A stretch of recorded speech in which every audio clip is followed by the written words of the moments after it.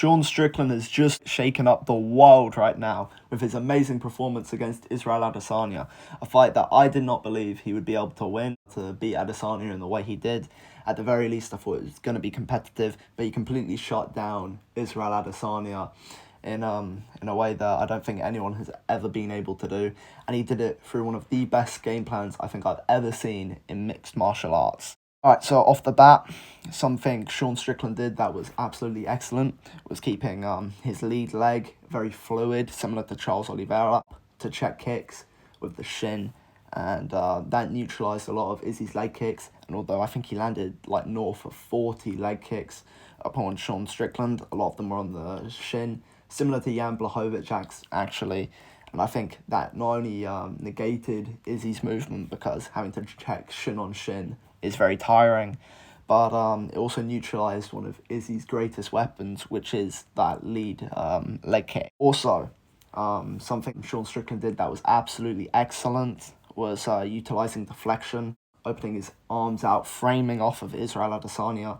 So when Adesanya would try and throw over the top with that with that backhand, that right hand, he was unable to land flush, and that's because Sean Strickland would constantly frame his arm out, and that allowed him to stay defensively sound, and Izzy just was not able to land the shots he wanted to land. Some amazing things as well that Sean Strickland did to negate one of Izzy's greatest weapons, which is the range control.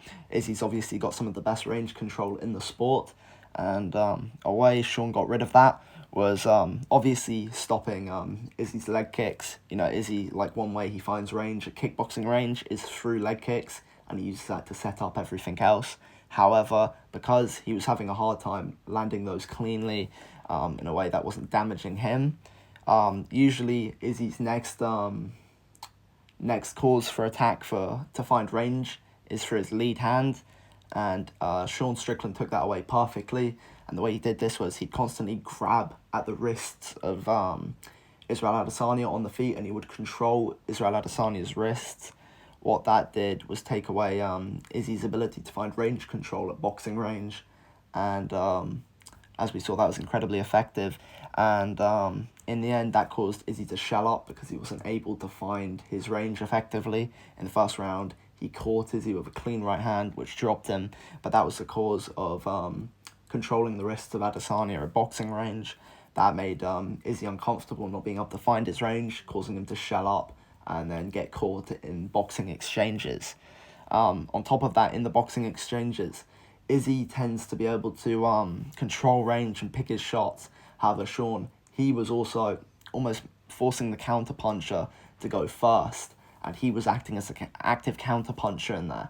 And so when Izzy did throw, he would intercept and throw at the same time. This made Izzy very hesitant to throw certain shots, and it was often left Izzy trying to circle around, trying to figure him out, because he couldn't throw the leg kicks because they were being checked. He couldn't utilise his lead hand as that was being controlled. His wrists were being controlled. And he couldn't throw in boxing exchanges, like the Alex Pereira fight, for example, because simply could not land because of the framing and because all the interceptions from Sean Strickland were making it impossible for him to win boxing exchanges. However, hands down, I think the biggest weapon Sean Strickland had in that fight that won him the fight against Israel Adesanya was that lead front kick to the body.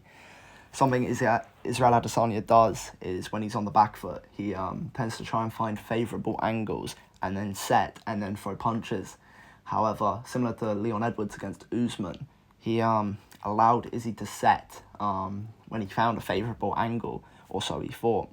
He would allow Izzy to set when he was on the back foot near the cage, but instead of engaging in a boxing exchange with Izzy, he would throw a heavy lead kick to the body.